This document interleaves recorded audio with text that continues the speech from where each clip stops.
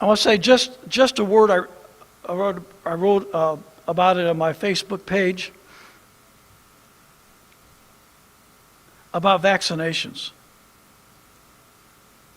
There is a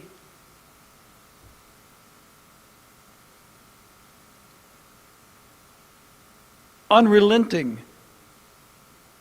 push by the beastly system to force everyone to be vaccinated with the whatever the specific vaccinations are that are prescribed at the time, and they change constantly.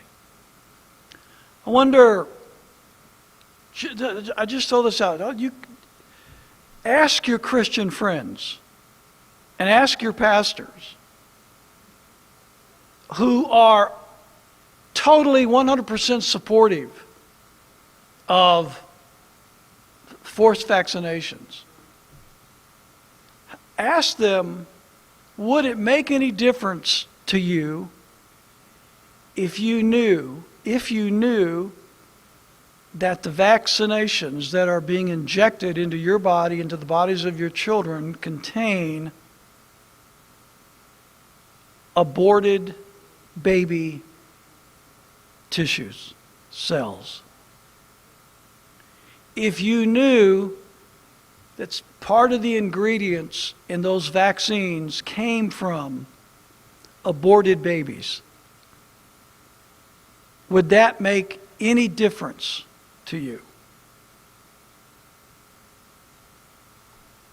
Can you imagine the concept in the minds and the hearts of, let's just limit it to Christian people,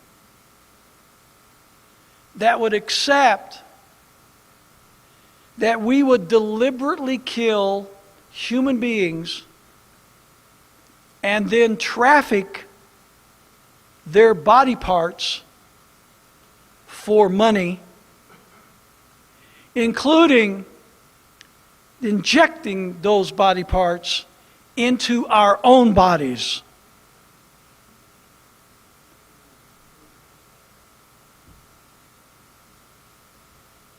Truly, from a moral and spiritual perspective, the word for that is cannibalism. When you take a dead human being and use part of that dead human being to feed and sustain yourself, that is, by definition, cannibalism. So you are a Christian cannibal when you accept these injections. Would that change your thinking any at all? I'm talking to Christians. I'm talking to preachers. That's just one small, well, it's not small. That's just one part of this discussion. Question: if the people who are vaccinated are now made immune to the various diseases that they're so worried about, why would they then worry about those of us who are not vaccinated?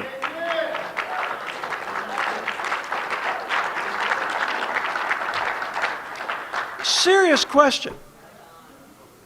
They are, and I mean, I've had people just pounce on me like a chicken on a June bug.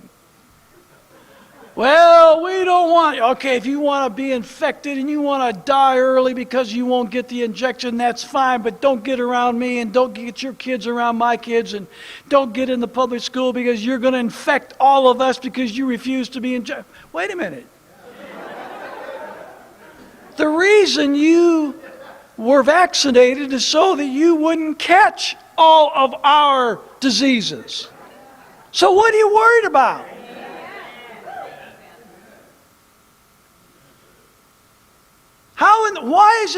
Why does your peace of mind and your health and your well-being depend upon whether I get vaccinated or not if you've already been protected against me? Why is vaccinating me an issue with you?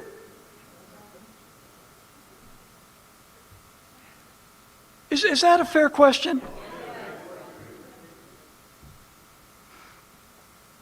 Third question about this. If vaccines are so good, why must they be forced without informed consent? There's no informed consent when you get a vaccination. They don't tell you what's all in those vaccines and what the risks are. Senator Rand Paul is not his dad. I'll be the first to say that. But he's better than most on Capitol Hill, which says a lot about, not necessarily Rand, it says a lot about Capitol Hill. But this past week, he was the only senator that opposed forced vaccinations on the American people. And he addressed it from a liberty perspective, which is a great perspective to address it from. Where is the choice? We hear people scream about a woman's right to choose. What about everybody's right to choose whether or not to be vaccinated?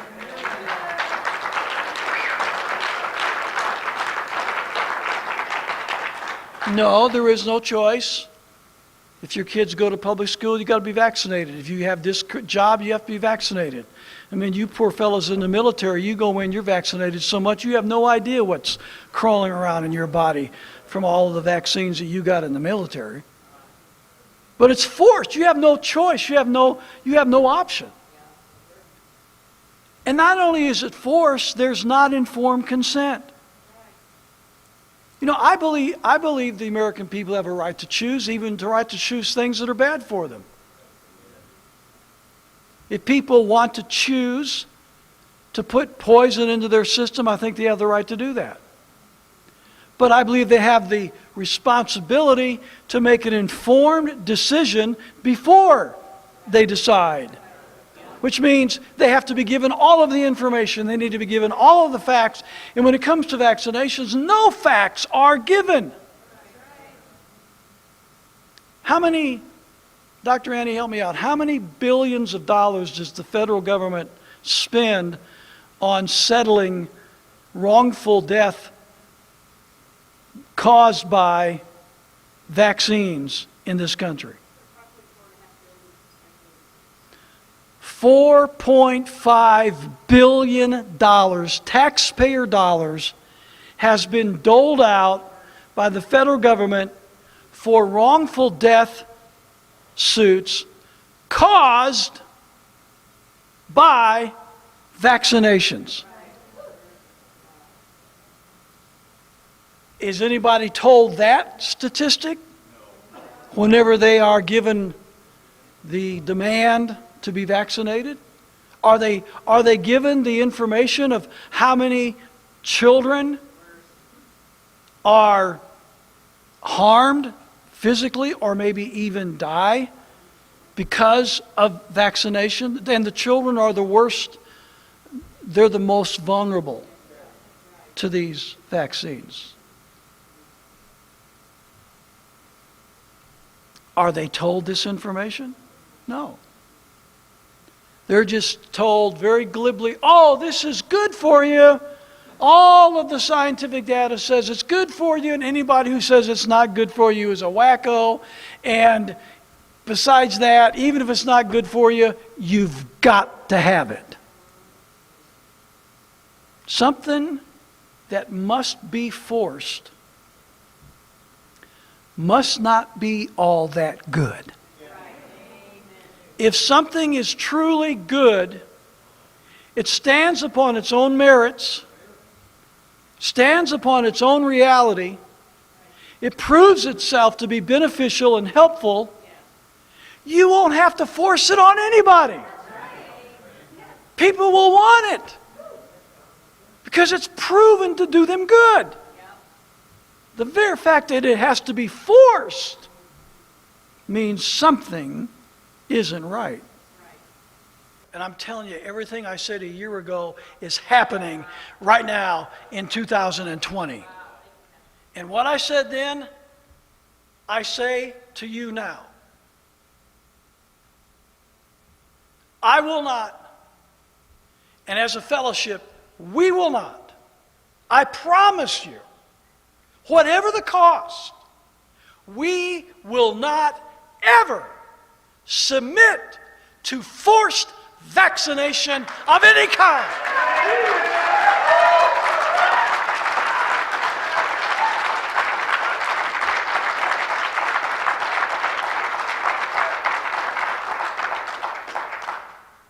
Mr. Gates, Mr. Fauci, you're going to have to find human guinea pigs to finance your billion-dollar big pharmaceutical corporations that you are experimenting with on people all over the world, little boys and girls over in Africa, little boys and girls over in India, little boys and girls in these third world countries that you have killed and maimed and injured all of their lives because of using them as human guinea pigs for your pharmaceutical experiments so you can profit from the big bucks and the big dollars that are produced by those drugs. I'm sorry, Liberty Fellowship will not be your human guinea pig.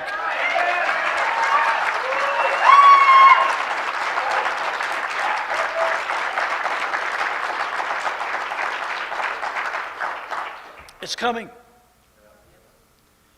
And Christians and people that believe in liberty, you don't have to be a Christian to believe in liberty, are going to have to soon take a stand on this because they're going to try. First, it's going to be forced testing. And we've already shown how that so many of the tests are inaccurate. You cannot trust the testings. They're not accurate. A lot of false positives. And even if it was positive, it means nothing. The vast majority of people that contract coronavirus don't even know they have it. Cold-like symptoms has nothing to do with a major medical professional, a doctor in the Pittsburgh, Pennsylvania area, just came out over the weekend and saying that all of the fear-mongering and everything, all the models and all the stuff that they were going by and the way they organized their hospital was all inaccurate. And he said, our hospital, this is as of yesterday or the day before, he said, our hospital here in Pittsburgh is going back to business as usual.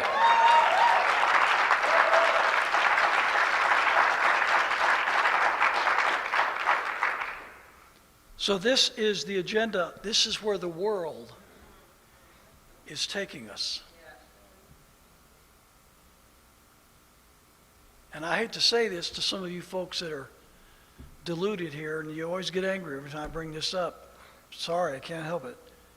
Your man, Mr. Trump, is as much a part of this vaccination movement as anybody else in the government. He is promoting vaccinations along with everyone else in Washington, D.C. Our senators of both parties, our congressmen of both parties, governors of both parties, they're all promoting it. When the world starts marching in one direction to that mass, you know who's the author. And it's not God.